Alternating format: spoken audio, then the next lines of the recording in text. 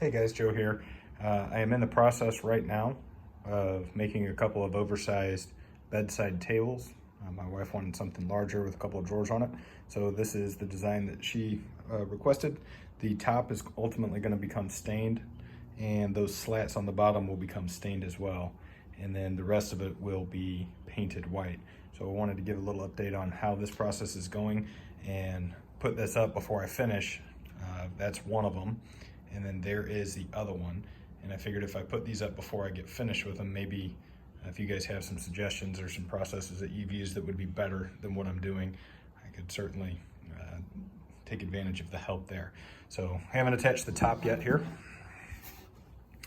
So pretty simple construction. You can see, let me show you on this one over here.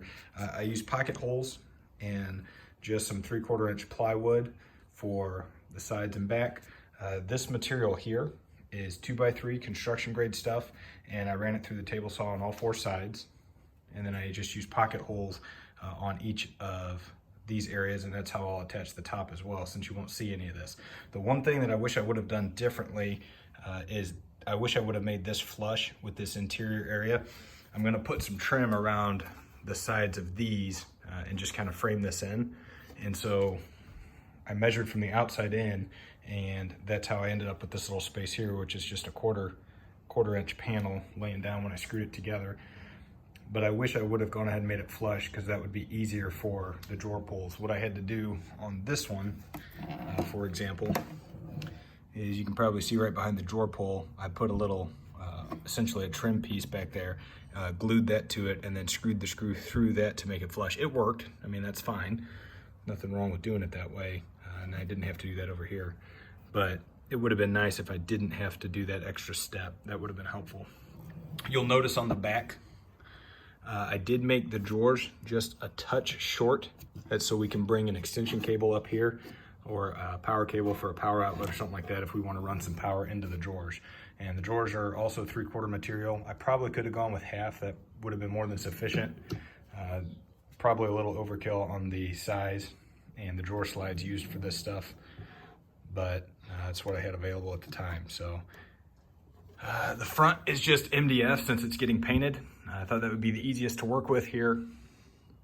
And I've got a little bit of sanding to try to even up the reveal there, but hopefully by the time it's all done, that'll be fine. And then down here on the bottom,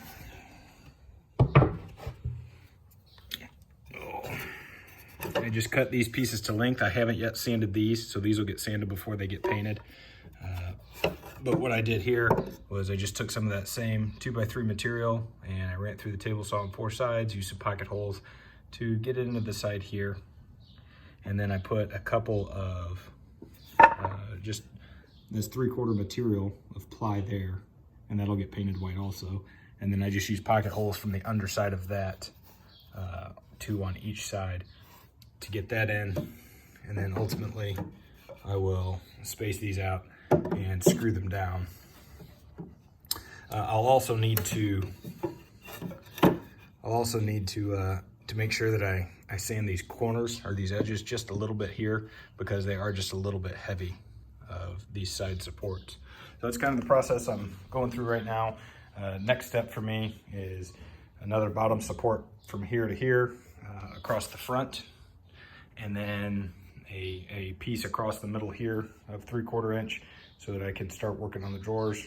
And I've already got the top of that one is already taken care of somewhere around here. Oh, there it is.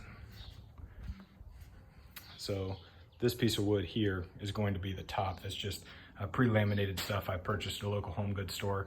And then that's the headboard that will go behind it. I've got to put in some filler around that top molding, and then that whole thing will get painted white as well.